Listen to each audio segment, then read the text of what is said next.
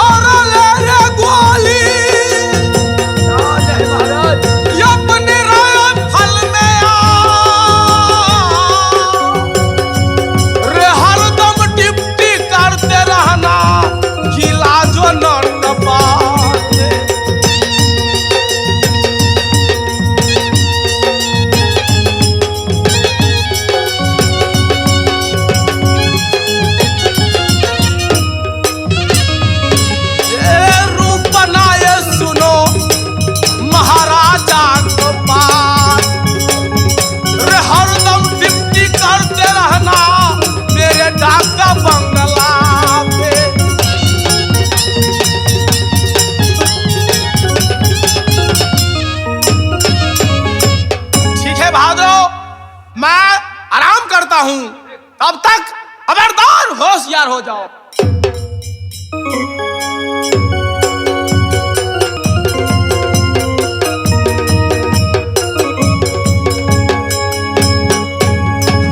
ए भाई कोई है यहाँ दरमान?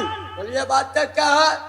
ए भाइयों, मैं जात की नट हूँ। अच्छा, मैं द्वारे द्वारे घूमकर आल्हा गाता हूँ। अपने मालिक से गुजारिश करो, यदि मेरा मौका मिल जाए तो मैं अपना मजला यहाँ भी लगा सकता हूँ। क्या आप आल्हा गाते हैं? हाँ। अच्छा प्रोग्राम करते हैं? क्यों नहीं, फरमाइश में प्रोग्राम हाँ, करते जो हैं। फरमाइशी करे 51 किला 90 चौधरी का मैं विख्यात कर देता हूँ। ठीक, और आप साइड हो जाएंगे। महाराज की जय हो।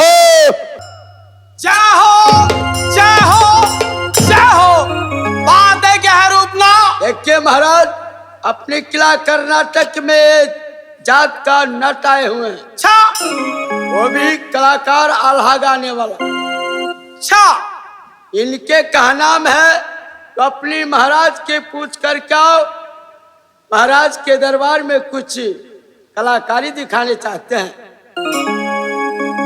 अच्छा, तो तुम प्रोग्राम देखना चाहता है? जे जे प्रोग्राम होना चाहिए। जे जे तो है कहाँ वो कलाकार?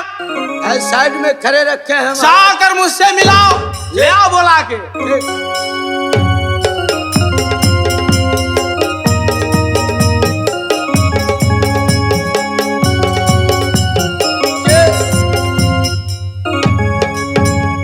यही मेरा महाराज है। अच्छा, अरे यही महाराज है? यही महाराज है, जाके मुलाकात कीजिए। तो ठीक है, आज नट की तरफ से महाराज की प्रणाम होता है।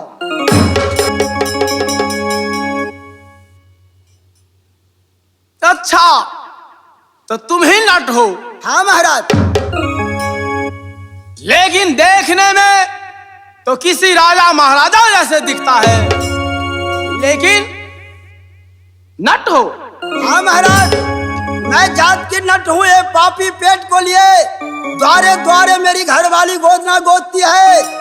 मैं द्वारे द्वारे जाता हूँ, राजा महाराजा का बंगला पर अपनी मजले लगाता हूँ, अपने विख्यात करता हूँ, अपनी कृत कला दिखाकर जो 2 रुपया होता है उस लेकर बच्चा को गुजर कराता हूँ। अच्छी बात। हाँ महाराज, यदि मौका मिले तो अपनी नित्य कला मैं पेश करके दिखा दूंगा। सही बात। चलो, आज भैंसा सिंह के दरबार में तुम अपनी नित्य कला पेश करो। ठीक है महाराज।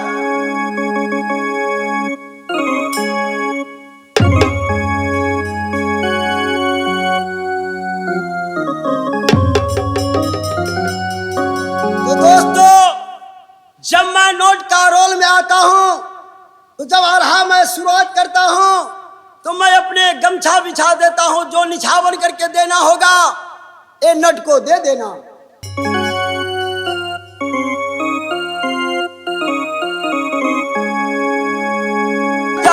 सुनेंगम महफिल का सिरमान, सुनाना पड़ोना भैया ये नट बासा।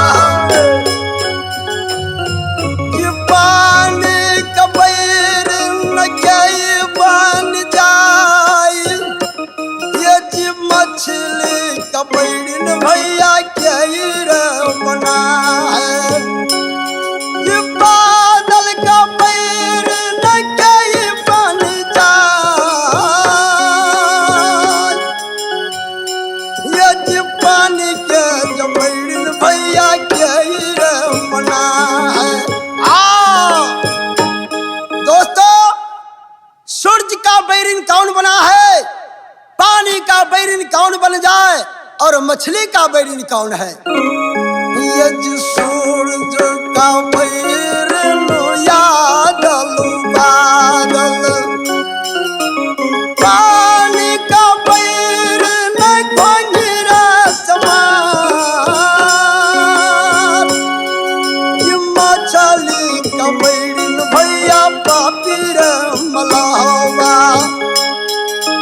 भैया गाला सुनेंगे हमारी बात, काहे में बढ़ गया भैया श्री नदी गंगा, काहे में बढ़ गया रक्त सिपरिया, काहे में बढ़ गया मोह पर पाल,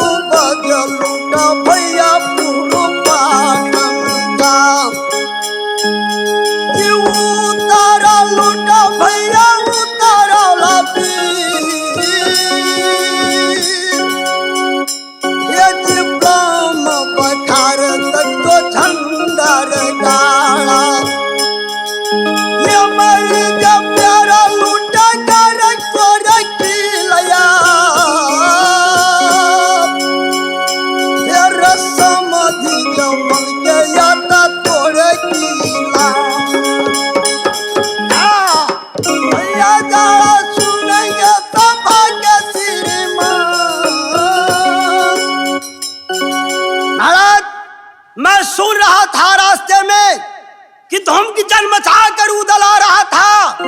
चोरनिया कह रहे थे कि नटबरगर की रानी केसिया मुझे पुत्र को छुड़ा कर ले गया। समधि जवान क्या जयाता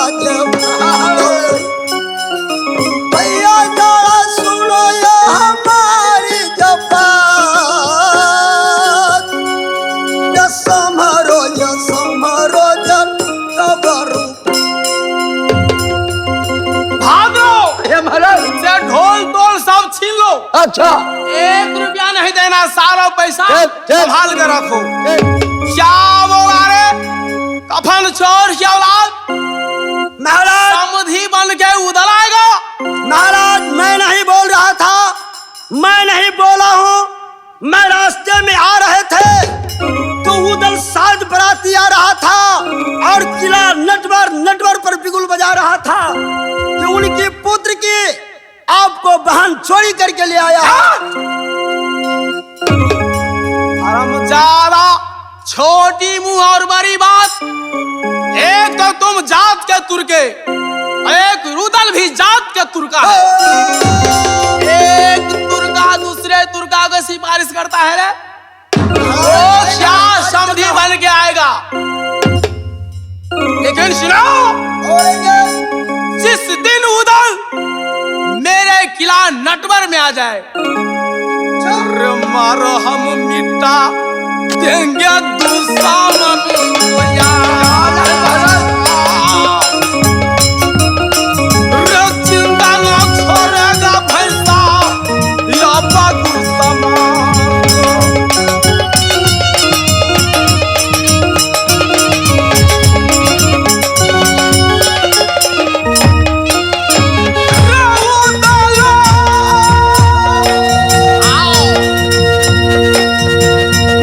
तुम तो भैंसा करता इंतजार।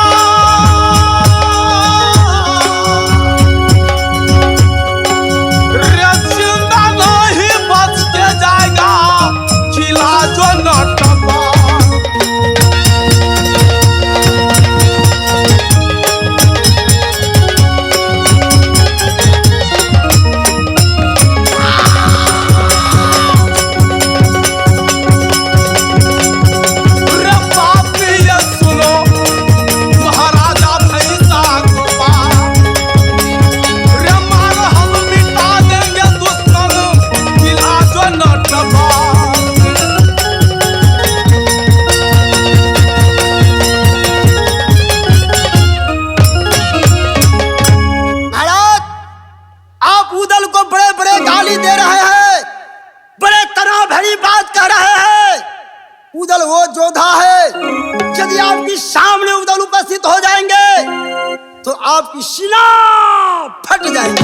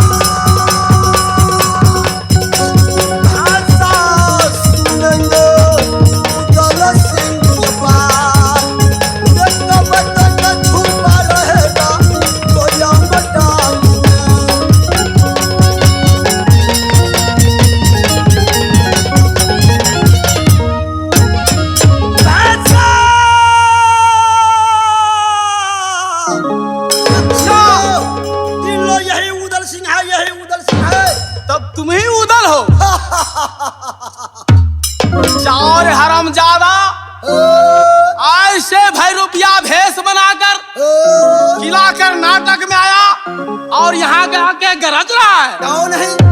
रारूदाला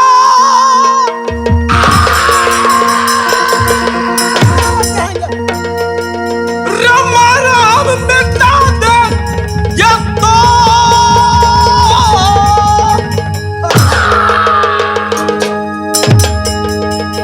रट्टगरी बकर गिर पापी ऊपर फेंक दे।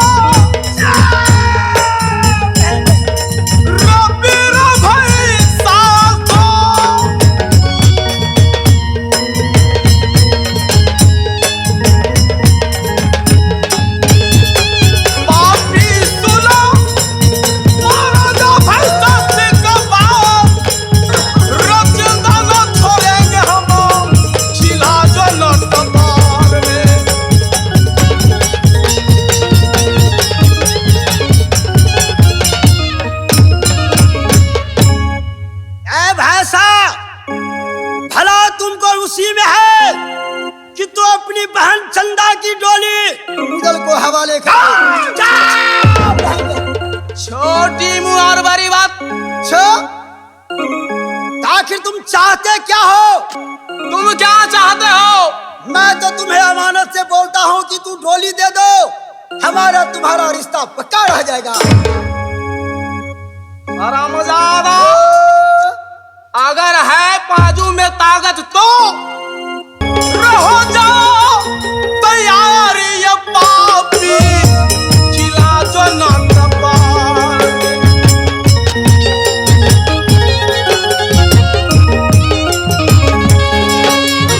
उतरो न उतरो रणभूमि पे दुश्मनिया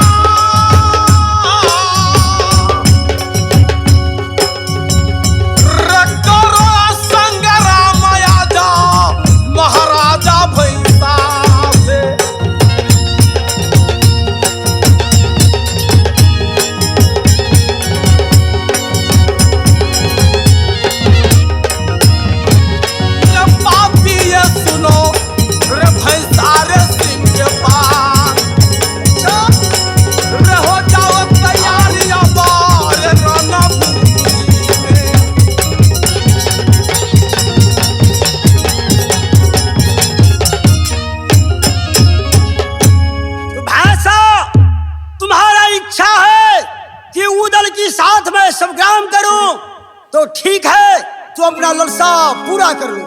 तो तैयार हो जाओ। लग दूंगा।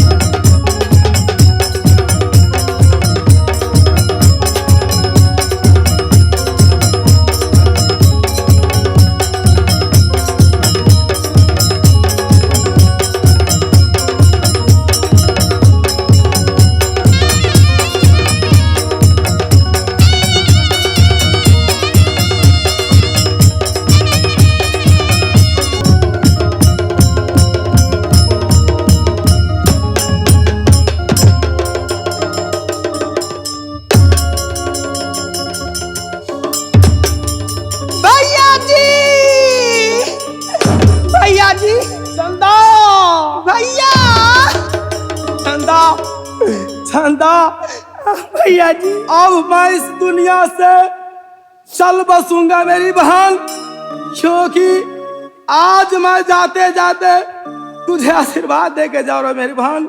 तुम्हारे मांगों के सिंदूर सलामत रहना चंदा। भैया जी, ये भैया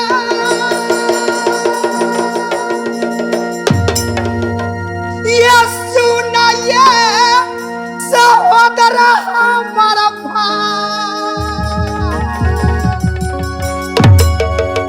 ये कैसे ये भूला गया भाई, बदली चला भैया जी।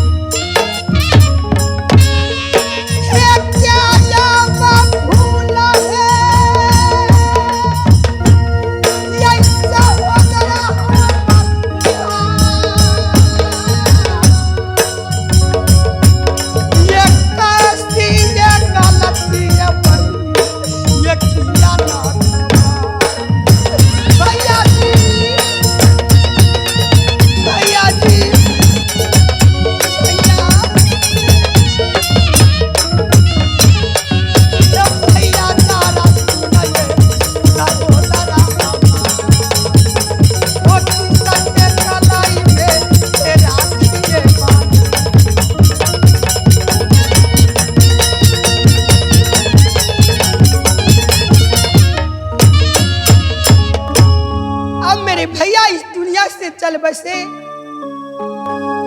मैं जिससे प्यार करती हूँ उसे बुला के ले आओ। हम उनको बुला करके लाते हैं।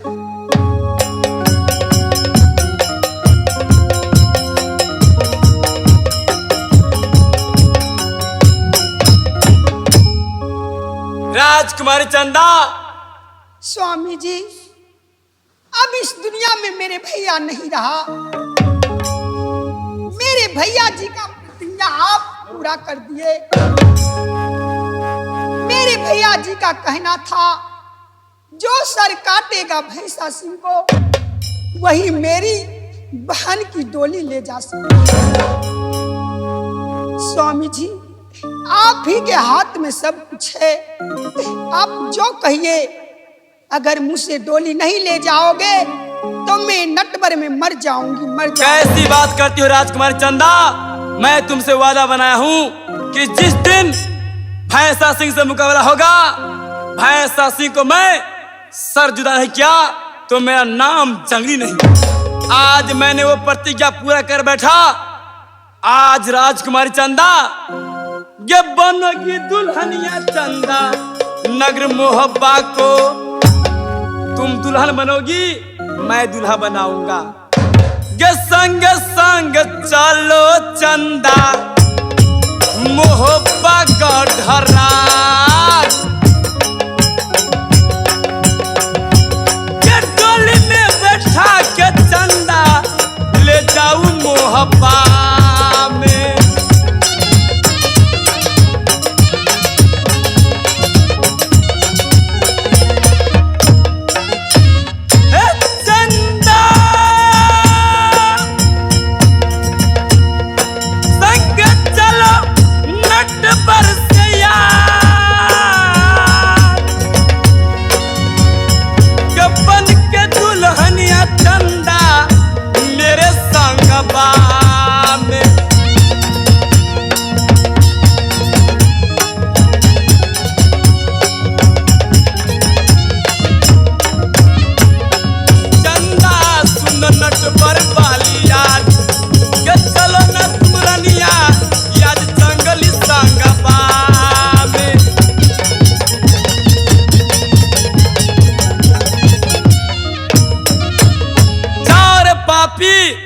नटवर वाले भैंसा सिंह अपने आप को घमंडी समझता था।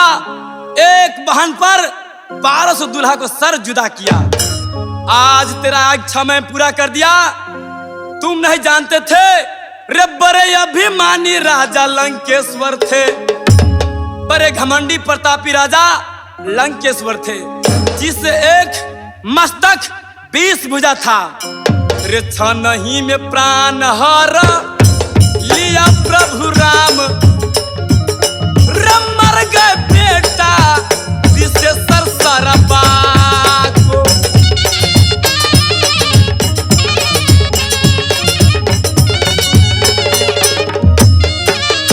रे भैंसा मर गया जंगली हाथों से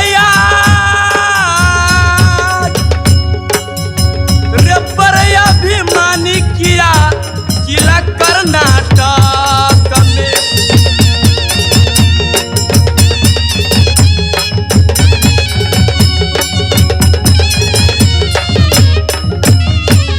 भैंसा मर गया जंगली हाथों से आज, रे कोई न घमंडी रहा जो दुनिया में।